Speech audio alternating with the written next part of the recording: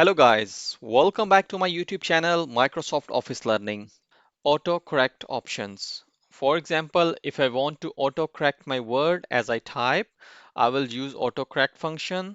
For autocorrect function, go to File and then there is a options function here and another window will pop up. Number third, proofing. Click on this one and first one you can see autocorrect option.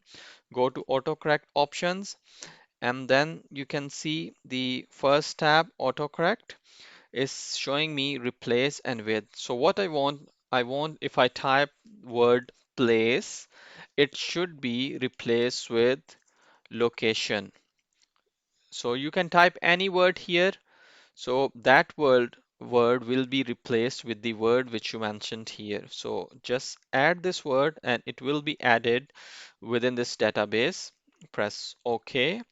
Again, okay. Now let's just try it. For example, I type place and space. Now you can see it has been replaced with location because I I activate the autocorrect option to place my place word with location.